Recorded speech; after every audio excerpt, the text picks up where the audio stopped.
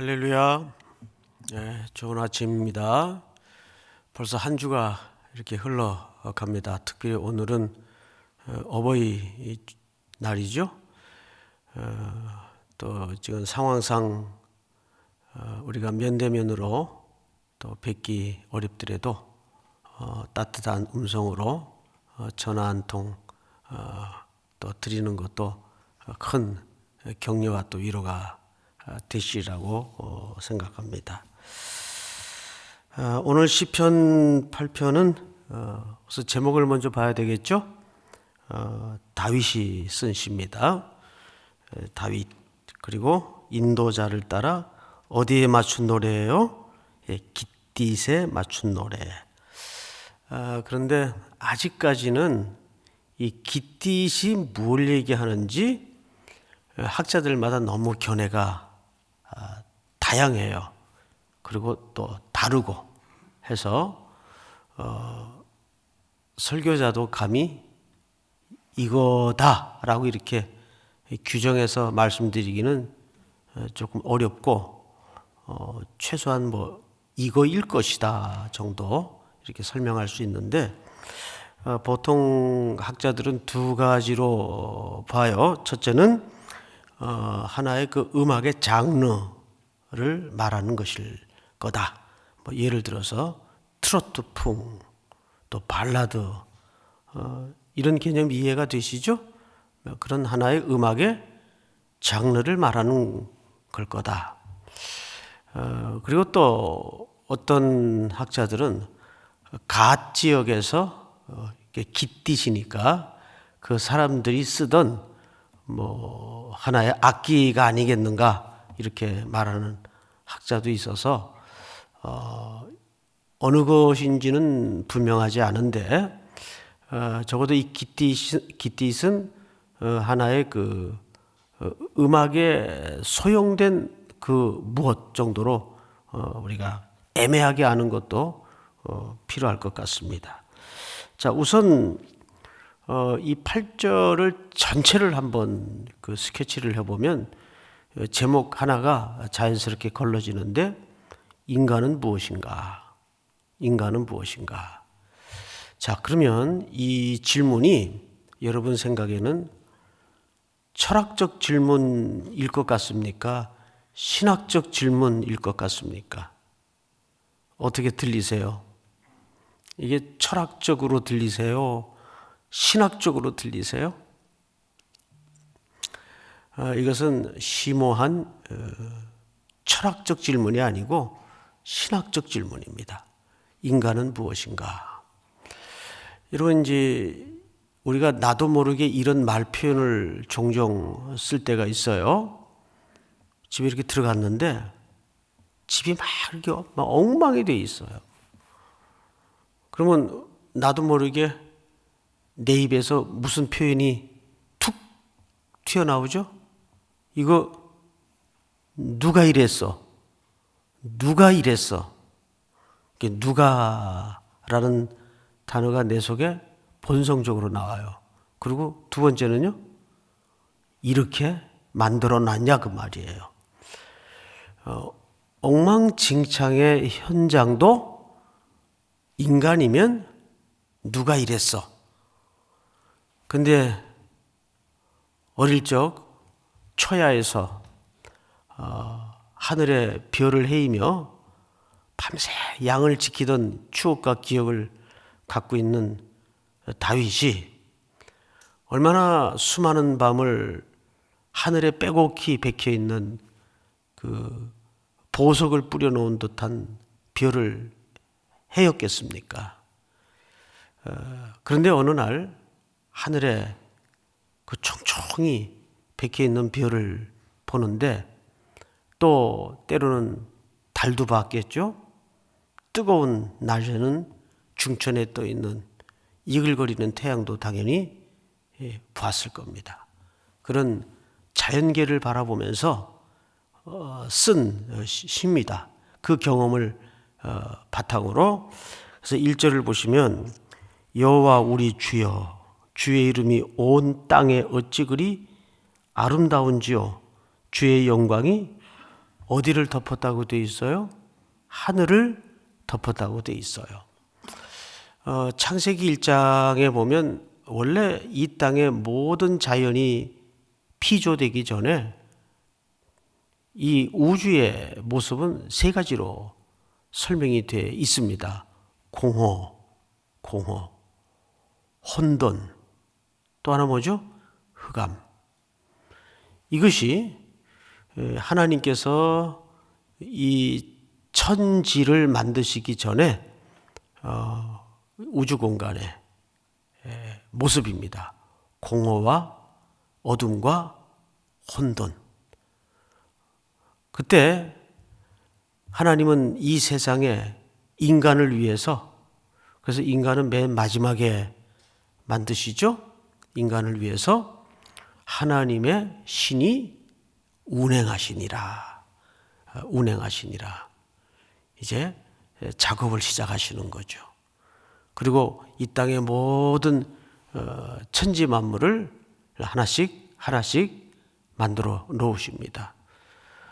궁창을 펼치셔서 해달 별을 걸어 놓으시고 수목을 만드시고 때를 따라 결실을 맺게 하시고 이렇게 땅의 우주의 질서를 다 만들어 놓으셨어요.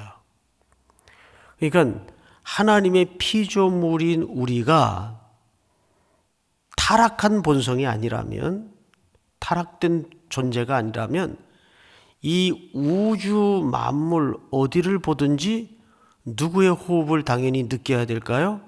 하나님의 호흡, 하나님의 솜씨, 하나님의 손길을 당연히 느껴야 되는 거예요. 그래서 하나님은 온 우주에 충만히 그분의 기호를 설명해 놓으시고 감춰 놓으셨다는 거죠. 그러니까 우리가 그 더듬이가 지금 다 망가져 있기에 하나님이 어디 있어? 이런 허망한 소리를 하게 되는 겁니다. 그러나 영적인 분별력을 가지고 유심히 우리가 관찰을 또 느낌을 정상적으로 갖게 되면 온 관계 속에, 온 우주 속에, 이 땅에 하나님의 충만하심을 전율스럽게 경험할 수밖에 없는 거예요. 믿습니까? 다윗은 그 심성을 가지고 있었어요. 은혜죠. 복이죠. 자, 그래서 2절을 이렇게 시작합니다. 주의 대적으로 말미암아 어린 아이들과 젖먹이들의 입으로 권능을 세우셨으며 이는 원수들과 보복자들을 어떻게 하려 하심이니이다? 잠잠하게 하려 하심이니이다. 그렇게 온 우주에 충만했던 이 자연계가 인간의 타락으로 또 원수들의 사탄의 괴계로 무너지고 깨지고 다시 혼돈과 흑암과 무질서로 빠져버리고 말았어요. 질서를 잃어버리고 어둠이 온 땅에 가득하고, 그래서 이 시인은 원수들과 보복자들을 잠잠하게 하려 하심이라. 여러분, 여기 잠잠하다는 말에서 무슨 개념이 파생이 되는가 하면 사바트, 안식의 개념이 여기서 파생이 돼요. 하나님은 원래 우리를 창조하실 때 원래 복이 뭐예요? 안식해 하시기 위해서입니다. 그래서 일곱째 날도 아주 상징적으로 그날을 정해서 안식해 하셨죠. 그날을 그래서 복되게 하셨어요. 우리 인류의 모든 문제는 결국 뭡니까? 안식이 사라진 게 문제거든요. 그래서 우리는 어떤 강제적인 상황이 아니면 쉴 수가 없는 존재가 되어버렸어요. 이번에 이 코로나 사태를 통해서도 우리가 그 뼈저리게 지금 경험하고 있잖아요. 이런 강제적인 상황으로 인류를 몰아가지 않았다면 우리가 경험하지 못할 일들이 이번에 많았죠. 그 어느 때보다도 가정 안에서만 식구들과 저녁마다 식탁을 대하는 기적 같은 일들을 저서부터 지금 경험하고 있잖아요. 거의 그렇지 않으면 한 달에 한 번 식사 식구들하고 같이 하나요? 근데 자주 한단 말이에요. 그러니까 인간은 그런 그 분주함, 이게 하나의 커다란 우리 인생의 메커니즘이 되어서 이게 내 의지와 상관없이 시간이 굴러가는 거예요. 그래서 거기에 급급이 쫓아다니기 바쁘고, 그 찰리 채플린이 나오는 모던 타임즈인가요? 그 영화를 보면 그런 현대 사회의 고발을 담아내고 있죠. 계속 기계가 자동적으로 돌아가요. 그 앞에 쭉 나열되어 있는 인간들. 그래서 그 기계 위에 돌아가는 물건을 그때그때마다 나사를 받고 물건을 점검하지 않으면 그냥 패스되는 거예요. 혼란이 일어나고. 인간은 아무 생각 없이 계속 먹고 살기 위해서 그걸 해야 돼요. 그렇게 다시 이 땅은 어둠과 혼돈과 무질서로 빠져버리고 말았습니다. 그래서 원수들과 보복자들을 잠잠하게 하려 하심이니이다. 이 잠잠하다라는 말은 안식. 이 개념에서 우리에게 안식이 찾아오는 거예요. 쉼과 평안과 행복감을 다시 하나님 안에서 경험하게 하는 거죠. 3절을 한번 보실까요? 주의 손가락으로 만드신 주의 하늘과 주께서 베풀어 두신 달과 별들을 내가 보니. 다윗이 그 어릴 적 추억과 기억을 되살려서 들판에 누워 또 양을 옆에 끼고 바라보았던 이 천체를 선명하게 기억해내는 거죠. 해달별을 자기가 바라보는 거예요. 그러니까 그 우주가 얼마나 아름다운지. 근데 거기에 비해서 한켠 이런 또 다른 생각이 지금 밀려 들어온 겁니다. 그 질문이 4절이에요. 4절. 사람이 무엇이기에? 사람이 무엇이기에? 이건 신학적 질문이에요. 철학적 질문이 아니란 말이죠. 여기서 사람 할 때는 에노시라는 말을 썼는데, 이 말은 그 인간의 연약성을 강조할 때 쓰는 표현입니다. 에노시. 그리고 또 두 번째 비슷한 질문을 했어요. 인자가 무엇이기에? 여기 인자라는 말은 그냥 그 흙으로 만들어진 아담 존재. 그 흙이 뭐예요? 이건 먼지거든요. 인간의 그 피조성을 철저히 절감합니다. 뭘 통해서 이 사실을 인식하게 됩니까? 하늘에 펼쳐진 그 황홀한 하나님의 솜씨 앞에, 그 해달별을 보고 깨달았다는 말이 아니고 그 해달별을 천체의 아름다움과 그 황홀함과 광활함을 바라보면서 저것을 저렇게 펼쳐놓으시고 바라보게 하신 창조주 하나님 앞에 자기의 존재가 얼마나 먼지같이 연약한 존재인가. 그거를 여기서 이렇게 사람은 무엇인가? 인간은 무엇인가? 이런 커다란 신학적 질문 앞에 직면하게 된 거죠. 자, 그런데 반전이 일어나요. 5절. 5절을 오늘 아주 중심 구절이니까 이 봉투 기법이라 그러죠. 이 구절도 쭉 펼쳐놓고 보면 이 5절이 딱 중심에 들어가 있습니다. 그래서 1, 2절과 8, 9절이 개념이 같아요.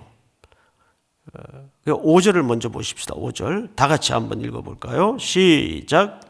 그를 하나님보다 조금 못하게 하시고 영화와 종기로 관을 씌우셨나이다. 그를 하나님보다 조금 못하게 하시고, 그래서 1 보니까 밑에 또는 천사 이렇게 돼 있죠. 사실 여기에 풋노트는 큰 의미가 없어요. 왜냐하면 학자들이 원문을 베끼고 베끼면서 쓰여진 성경이 사본이죠.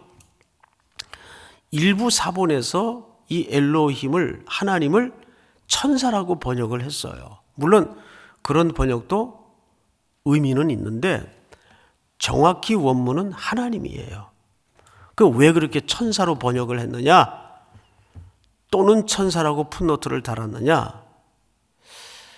감히 피조물이 하나님보다, 그러니까 감히 하나님과 비교하기에는 이게 말이 안 된다. 어디다 피조물이 하나님한테 갖다 대?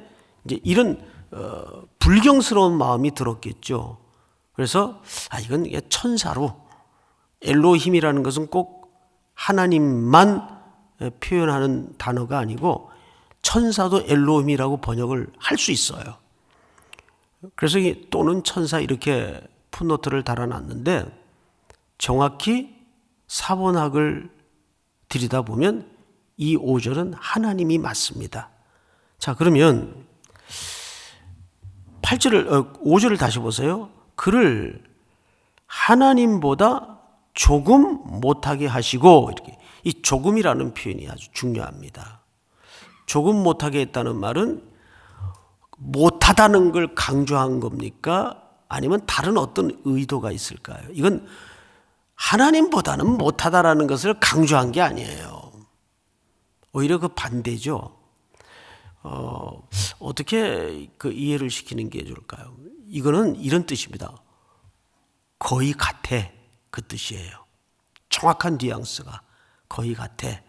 그러면 예를 들어서 이 세상에 아주 누구나 모델을 삼고 싶어하는 훌륭한 사람이 있어요. 근데 누가 저를 보고 송태근이는 거의 그분 같아. 그러면 제가 기분 나쁠까요? 아니면 영광스러울까요? 영광스럽죠. 근데 그 사람보다는 조금 못해. 이거는 영광스러운 표현이에요, 사실은. 그러니까 조금 못하다라는 말은 거의 같다, 그 뜻입니다. 그 사람은 아니잖아요. 못 알아들었어요, 지금. 한 번만 더 설명을 할게요. 이거를 어떻게 설명을 해야 될까 앉아가지고 고민을 많이 했는데 이런 거죠. 저 사회 보신 김정일 목사님이 세계 최고의 설교가예요. 진짜 설교를 또 잘하시잖아요, 그죠? 예. 그래서 누구나 닮고 싶어하는 설교가예요. 모델이에요, 모델. 세계 모든 설교자들의 모델이에요. 근데 누가 저를 보고 송태근이는 김정일 목사님보다 조금 못해. 그러면은 그게 못하다는 걸 강조한 겁니까? 아니면 거의 비슷하다는 걸 설명하고 싶은 겁니까? 이해가 됐어요? 뉘앙스를? 이거는 거의 비슷해. 그런데 김정일 목사님만큼은 안 되잖아요. 그 뜻이에요. 그러니까 5절에 그를 하나님보다 조금 못하게 하시고라는 말은 이거는 어마어마한 칭찬이에요. 뉘앙스가. 에? 어디 우리가 하나님보다 조금 못한 존재입니까? 말이 안 되는 얘기죠. 그분은 창조주고 우린 누구예요? 우린 피조 덩어리 아니에요. 피조물. 그런데 그 창조주 하나님보다 어떻게 하시고? 조금 못하시고. 그러면 이게 욕이에요? 어마어마한 칭송이에요. 이건 어마어마한 칭송의 뉘앙스입니다. 그러면 여기서 이제 오해가 벌어질 수 있어요. 아니, 그럼 뭐 인간이 하나님도 될 수 있다는 말이냐? 또 그렇게 비슷한 오해 살 만한 본문이 하나 있죠. 베드로후서 1장에 보면 성경을 좀 보십시다. 베드로후서 1장 좀 띄워주세요. 네. 이로써 그 보배롭고 지극히 큰 약속을 우리에게 주사 이 약속으로 말미암아 너희가 정욕 때문에 세상에서 썩어질 것을 피하여 신성한, 이 데오스거든요. 신성한 성품의 그 성질, 그 뜻입니다. 신성한 성질에 참여하는 자가 되게 하려 하셨느니라. 유명한 구절이죠. 근데 여기에서 우리가 신성한 성품에 참여하는 자가 되겠다는 말이 우리가 신이 될 수 있다는 그런 말일까요?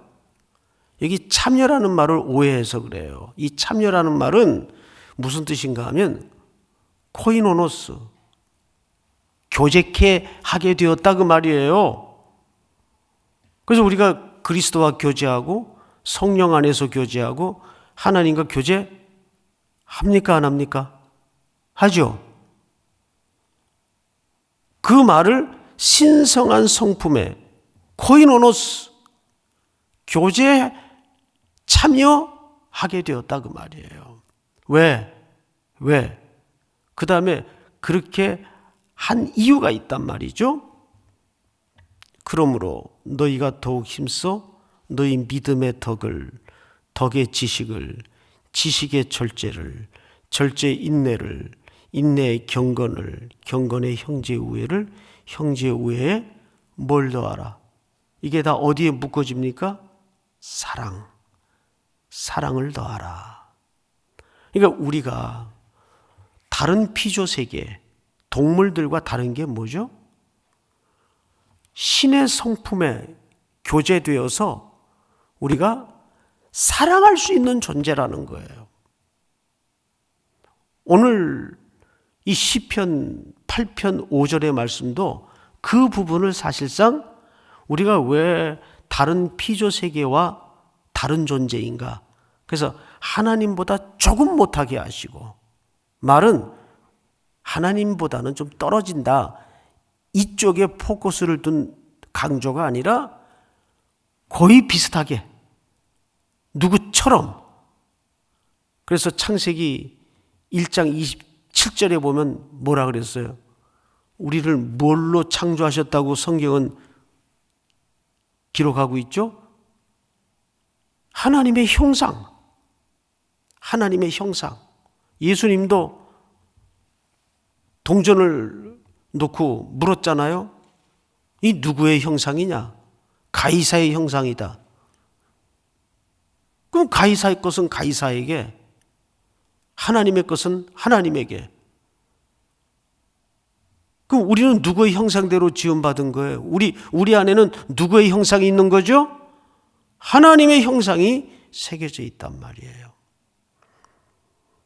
그러니까 그 가이사의 것은 가이사에게, 하나님의 것은 하나님에게라는 말은 가이사에게 바칠 세금이 따로 있고 하나님께 바칠 것이 따로 있다, 이런 이분법적 설명을 위해서 그 말씀을 하신 게 아니에요. 우리 안에는 누구의 형상이 있나, 그 질문을 본질적으로 예수님이 하신 거라고요. 우리 각자 안에는 누구의 형상이 새겨져 있죠? 하나님의 형상이. 사랑할 수 있는 존재로. 자, 오늘 어버이날입니다.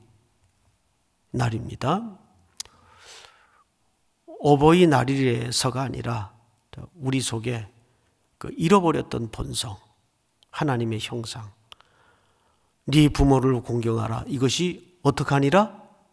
옳으니라. 그 옳다는 말은 그게 틀리다 반대에 맞다 그 말이 아니에요. 그게 본성이다 그 말이에요.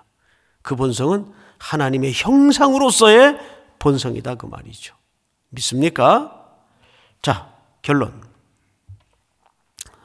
5절을 다시 읽겠습니다. 그를 하나님보다 조금 못하게 하시고 영화와 존귀로 관을 씌우셨나이다. 주의 손으로 만드신 것을 다스리게 하시고 만물을 그 발 앞에 두셨으니, 이건 창세기에 인간을 만드신 다음에 에덴의 왕으로서 이 땅을 통치하도록 명령하신, 충만하라, 땅을 정복하라, 번성하라, 그 얘기를 여기, 그러니까 에덴 동산의 아담은 왕으로서 창조된 겁니다. 하나님을 대리할 수 있는 왕으로서.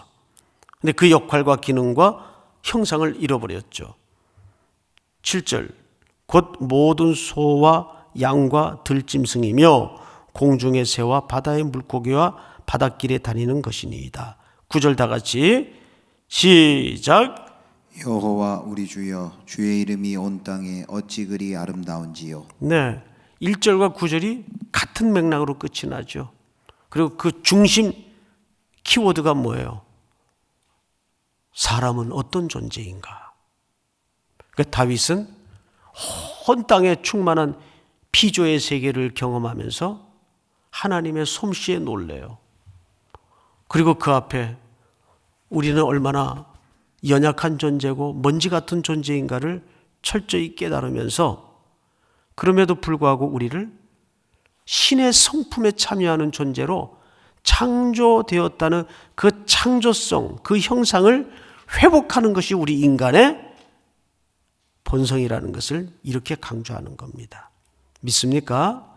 오늘 이 말씀이 우리 모든 성도들의 일생 속에 가장 근본적인 질문이 되고 해답이 되어서 하나님의 형상대로 지음받은 대로 이 땅의 제사장이여 왕 같은 족속으로 살아갈 수 있는 우리 모든 성도들이 될 수 있기를 주님의 이름으로 축복합니다. 우리 기도하겠습니다. 주신 말씀 붙들고, 사람은 무엇입니까? 인자는 누구입니까? 먼지요 연약한 존재입니다. 안식을 잃어버렸습니다.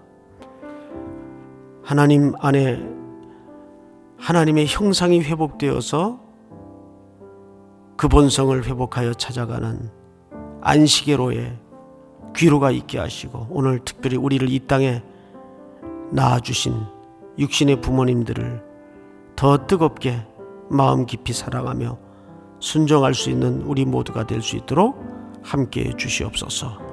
또 우리 모든 삼일교회와 또 이 코로나 사태를 놓고 하나님 앞에 계속해서 기도하시다가 일어서시기 바랍니다.